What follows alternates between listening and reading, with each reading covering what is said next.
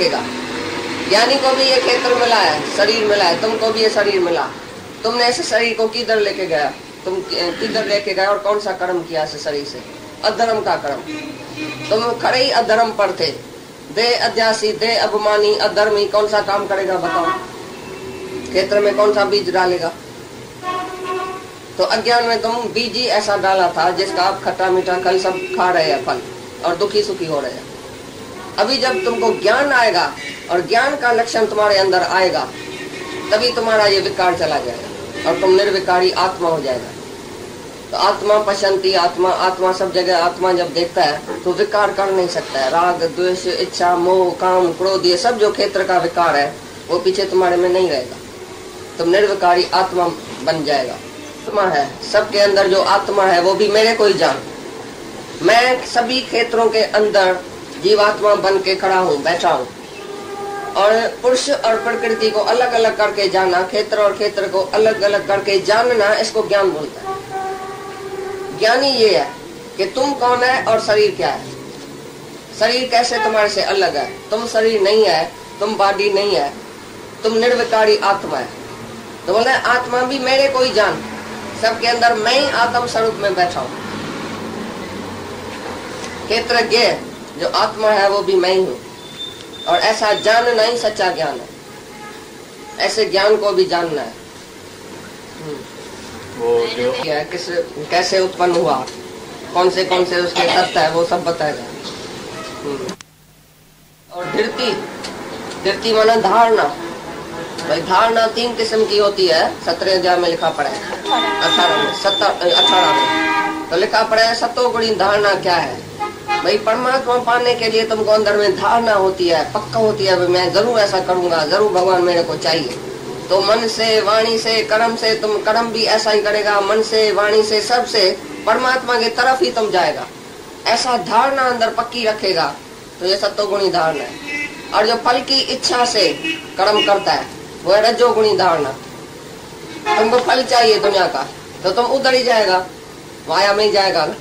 ये भी धारणा है रजोगुणी। तो मेरे को ये चाहिए, ये चाहिए, ये चाहिए, 3 लोक में कोई भी चीज चाहिए, फल चाहिए उसका, तो तुम वही कर्म करेगा। ये रजोगुणी धारणा है अंदर में। और तमोगुणी धारणा है भय, क्रोध, आलस्य, सुस्ती, वेसर, निंद्रा, ये सब है तमोगुणी धारणा। धारणा माने जो तुम पक्का है उसी बात में। समझो जो तमोगुणी आदमी है वो पक्का है भाई, नींद में, भय में, डर में वो छोड़ेगा ही नहीं। कितना भी तुम उसको बोलता है छोड़ता ही नहीं है, मानो पक्का है इस बात में। ऐसी तरह से बोलता है ये धारणा भी अंतःकरण की वृत्ति है, वो भी इस विकार शरीर का ही विकार है, माना सूक्ष्म विकार है, सूक्ष्म देह का विकार। तो ये शरीर जो बताया सब 5 इंद्रियां, 5 ज्ञान इंद्रियां, कर्म इंद्रियां, 5 महाभूत, उसके विषय, ये सब राग, द्वेष, इच्छा, मोह, चेतना और ये धृति, ये सब शरीर का ही विकार है, क्षेत्र का विकार। क्षेत्र में स्थूल सूक्ष्म सब आ गया, माना ये सारा शरीर जो है विकारी। वो विकारी कैसे कैसे उत्पन्न हुआ, किस चीज से उत्पन्न हुआ है, वो सारा बताया। अभी निर्विकारी आत्मा सुनाएगा फिर विकार कैसे छूटे, कौन सा ज्ञान होना चाहिए तुमको, ये सब ज्ञान का लक्षण बताएगा। तो जब भी तुम ज्ञान का लक्षण अपने में धारण करेगा तभी तुम्हारा इस शरीर क्षेत्र में जो ये विकार है वो चला जाएगा, तुम ज्ञानी बनेगा। अभी ज्ञान सुनाता है। श्रेष्ठता का अभाव, अभिमान। भाई मैं श्रेष्ठ हूँ, मैं अच्छा हूँ, मेरा नाम निकलना चाहिए, मैं बड़ा हूँ, मैं गुरु हूँ, ये शिष्य है, मैं ज्ञानी, ये अज्ञानी, मैं बाप, ये बेटा, मैं सेठ, ये नौकर, मैं कुछ श्रेष्ठ हूँ दूसरे से। तो बोलता है ये जब भी ऐसा तुम अभिमान करेगा तो ये अज्ञान है। श्रेष्ठता का अभिमान सबके अंदर है। थोड़ा ही कोई बड़ा होएगा ना तो छोटे से हमेशा अपने को श्रेष्ठ समझेगा। ये अभिमान जरूर अंदर में आएगा कि मैं बड़ा हूँ, माना मैं अकुल वाला हूँ, ये मेरा छोटा है, इसको अकुल कम है, मेरे को अकुल जास्ती है। ऐसा तुम्हारे सब में आता है कि नहीं? सास बोलती है बहू बेवकूफ है, घी जास्ती खलास करती है। मैं जब रंध्रे में खड़ी हुईगी तब ये अच्छी तरह से काम होएगा, नहीं तो ये बहू है ना आजकल खर्चा भी जास्ती करती है, घी बिगड़ाती है, ऐसा करती है, बेपरवाह है। अरे तुम खाली शांत करो, ऐसा घर चलाएगी जो तुम्हारे से बहुत अच्छा। सब में अपना अपना अकल है, अपनी अपनी रमज है। भगवान जो अंदर बैठा है सबके अंदर, वो कैसे बेवकूफ है। इतने छोटे बच्चे में भी ऐसी ताकत देता है भगवान जो बड़ा भी काम नहीं कर सके। एक माई थी, उसको अर्धांग हो गया, हमारे बाजू में रहती थी, उसको मर्द भी नहीं था। इतनी छोटी 10 बरस की लड़की उसकी थी, वो सारी उसकी सेवा करती थी। हम देख के हैरान होते थे। दादा बोलता था देखो, तुम बोलता है ना ये छोटी है, मैं तो बड़ी हूँ, मैं अकुल वाली हूँ, मैं सारा घर चलाती हूँ, अभी इसका घर कौन चलाता है। इतनी छोटी लड़की 10 साल की उसकी सेवा करे, सारा सेवा, और सिर से पांव तक जो भी सेवा होती है वो सब करे और घर भी चलाए। तो दादा ने बोला देखो इसमें भगवान की शक्ति है ना। तुम बोलता है ये छोटा है, हम छोटा तो किसको नहीं मानेगा। बेवकूफ से भी भगवान ऐसा कर्म कराएगा जो सियाना उधर बैठा होगा। पंडित भय भिखारी, मूर्ख मूर्ख राज्य करता है, पंडित भय भिखारी। पंडित भिखारी थी प्या गुमन, और मूर्ख मूर्ख राज्य करता है। राजा ऐसा भी राजा है जो बिल्कुल मूर्ख था, उसको भी राजा ही मिल गया। तो तुम कभी भी श्रेष्ठता का अभिमान नहीं करना। मैं किसी से भी श्रेष्ठ हूँ, मैं किसी से उत्तम हूँ। इसलिए ही हमारे गुरु ने हमको अद्वैत में टिकाया। तो सबको अपना आप करके देखना, किसी से भी तुम बड़ा नहीं है। तुम जब हाथ जोड़ता है, पांव पड़ता है, तो हम गुस्सा करता है काय के लिए, भाई तुम बड़ा है क्या, तुम छोटा है, हम बड़ा है क्या। किस बात में हम बड़ा है? कोई भी बात नहीं है जो हम बड़ा है तुम छोटा है। कभी भी तुम हाथ नहीं जोड़ना, पांव नहीं पड़ना, झुकाना नहीं अपने को, क्योंकि तुम्हारे भीतर भी वही भगवान बैठा। तुम अपनी भगवान का इंसल्ट करता है जब इधर झुकता है। ये भी भगवान एक ही है, तुम्हारा भगवान भी एक ही है। तुम्हारे अंदर वाला भगवान कोई कमजोर है, कोई घट है, कोई कमती है, कोई छोटा है, कोई निर्बल है। तुम्हारे अंदर वाला भगवान कितना शक्तिशाली है। जो इधर है सो इधर है। तो कभी भी तुम श्रेष्ठ किसको नहीं मानना, नहीं तुम अपने को श्रेष्ठ मानना। सेमनेस एंड वननेस, ऐसी अद्वैत में जब तक नहीं टिकेगा तो तुमको भी ज्ञान नहीं आएगा। तुम्हारे अंदर में भी जब भी श्रेष्ठता का अभिमान आए, मैं सास हूँ ये बहू है, मैं बाप हूँ ये बेटा है, मैं सेठ हूँ ये नौकर है, मैं ज्ञानी हूँ ये अज्ञानी है। जब तुम थोड़ा सा ही ज्ञान लेगा तो घर में जाके सबको समझाएगा। तुम घर में समझाना छोड़ा है पहले सबको। जो तुम्हारे से छोटे है उसको तुम लेक्चर करता है कि नहीं घर में, तुम ऐसा नहीं करो, तुम ऐसा नहीं करो, तुम ऐसा नहीं करो। इसका मतलब है तुम उसको अज्ञानी देख के, कम देख के, बेवकूफ देख के तुम लेक्चर करता है। छोटे को सुधारता हूँ, मैं समझाता हूँ, तो इसका मतलब है तुम उससे श्रेष्ठ है ना, कुल वाला है ना, जो दूसरे को समझाता है। क्या जरूरत है किसको समझाने की? वो तुम्हारे को गुरु समझ के आके पांव पड़ाएगा तुम्हारे, भाई तुम बाबा जी, दादाजी तुम बहुत बड़ा है, बीबी जी, भाई माता जी, पिताजी तुम बहुत बड़ा है, हमारे से श्रेष्ठ है, तुम मेरे को भाई उपदेश करो। जब कृष्ण भगवान को अर्जुन ने, इतना बड़ा कृष्ण भगवान श्रेष्ठ था, तभी भी अर्जुन ने जब भी उसका शरण लिया है तभी उसने सबक दिया। ऐसे ही नहीं जाके अर्जुन को बोला आओ जी तो मैं तुमको ज्ञान दूं, कभी भी नहीं। तुम तो बेटा तुम्हारा सुनेगा भी नहीं, तो भी तुम बोलेगा बेटा इधर आओ मैं समझाऊं। तुम बेवकूफ है, तुम ऐसा करता है, तुम मूर्ख है। इसका मतलब है तुमको श्रेष्ठता का अभिमान है कि नहीं, कि मैं बड़ा हूँ ये छोटा है, मैं अकुल वाला हूँ, सियाना हूँ, समझू हूँ। बहू को तुम समझाते हैं, लड़के को समझाते हैं, लड़की को समझाते हैं। सेठ हमेशा नौकर को समझाते हैं। 24 ही घंटा सेठ बोलता ही रहता है नौकर से, और नौकर नौकर ही रहेगा बेवकूफ। तुम कितना भी समझाओ नौकर को, नहीं समझेगा तुम्हारे से, क्योंकि तुमको श्रेष्ठता का अभिमान है कि मैं सेठ हूँ। जब तुम इक्वल देखेगा भी, वो भी आत्मा ही है, हमारा ही स्वरूप है, और इसके अंदर भी भगवान बैठा है। हमारे से भी वो नौकर अकुल वाला हो सकता है। तुम कैसे समझता है कि मैं अकुल वाला हूँ? एक आदमी इधर से गया सिंगापुर, वो बिल्कुल कुछ साइन करके भी नहीं जानता था, नहीं उसके पास पैसा था, नहीं साइन करने आता था, बिल्कुल मूर्ख जैसे, पढ़ा लिखा भी नहीं था।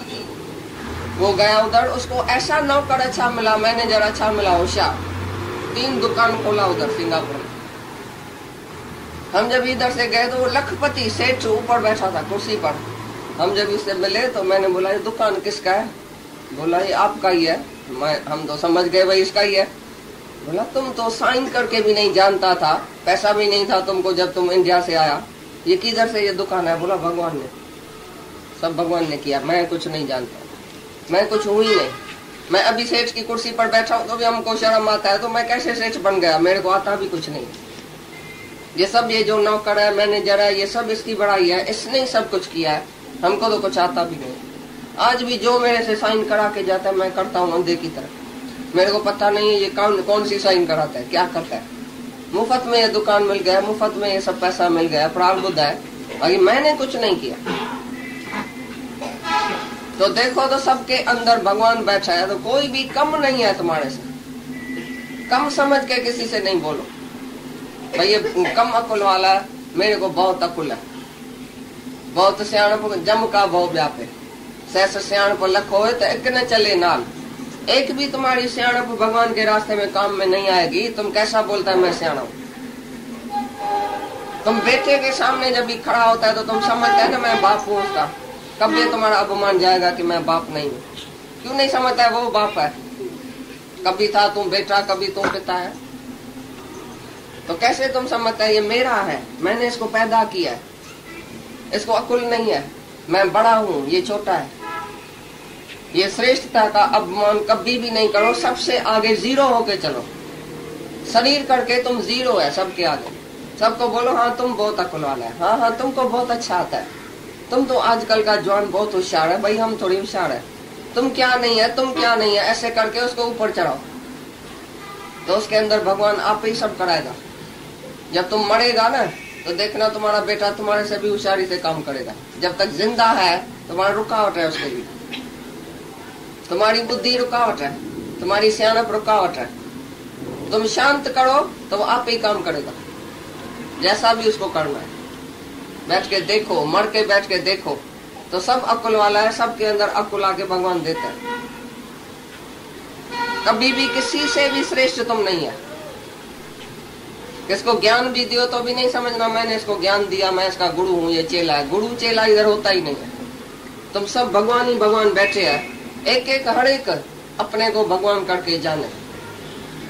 गुरु का काम ही है हमको भगवान प्रेम में टिकाना। भाई तू भगवान है, ऐसा नहीं कि मैं भगवान हूँ।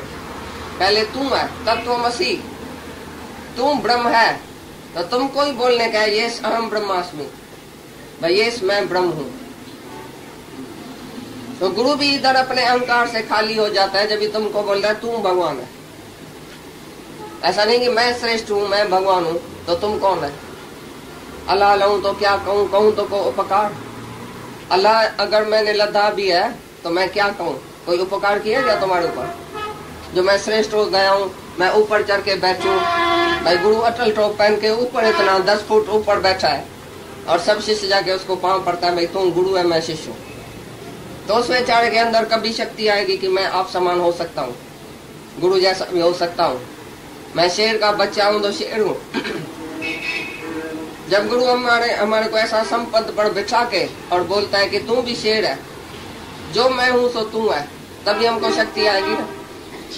जब गुरु ऊपर बैठेगा शिष्य नीचे बैठेगा और तुम नमस्कार करता ही आएगा, सारी उम्र तुम नमस्कार करता ही आएगा भाई मेरा गुरु मेरे से ऊपर है और मैं बिल्कुल नीचे हूँ। तो नहीं कोई नीचे है नहीं कोई ऊपर है, एक ही आत्मा है। तुम एक आत्मा कभी देखेगा। राजा जनक बोलता है मैंने अपनी आत्मा को जाना तो मैं अपने को खुद नमस्कार करता हूँ कि मैं आत्मा हूँ। गुरु तुम्हारे ज्ञान से अभी मैंने अपने स्वरूप को जाना है, इसलिए मैं अपने को ही नमस्कार करता हूँ कि मैं आत्मा हूँ। यही सच है। जहाँ जहाँ गुरु श्रेष्ठ होके बैठेगा तुमको कभी ज्ञान नहीं लगेगा। भाई मैं गुरु हूँ, जिसके अंदर है कि मैं गुरु हूँ, कभी भी ज्ञान नहीं आएगा। द्वैत के ज्ञान में तुमको कभी फायदा नहीं होगा। जहाँ गुरु और शिष्य का भाव नहीं है, नहीं कोई वक्ता है नहीं कोई श्रोता है, एक ही आत्मा है। दाता दे ध्यान, ज्ञाता गे ज्ञान, एक ही आत्मा है। देने वाला और ज्ञान, तीनों आत्मा है। जब ऐसी नजर गुरु की होगी जो कभी भी अपने को अंदर में श्रेष्ठ नहीं समझेगा कि मैं इनसे कोई बड़ा हूँ, तभी हमको ज्ञान लगेगा, तभी वो आप समान करके हमको खड़ा करेगा। दादा ने कभी भी नहीं बोला मैं किसका गुरु हूँ, बोला मैं तो तुम्हारी सेवा करने आया हूँ। तुम 5 सेवा लेता है हमारे से, ये तो बड़ी तुम्हारी थैंक यू है कि सेवा हमारी ग्रहण करता है, सेवा हमारी तुम कबूल करता है, इसलिए मैं पर तुम्हारा सेवक हूँ। काय का मैं गुरु हूँ? गुरु और शिष्य कोई होता ही नहीं। तो गुरु पढ़े के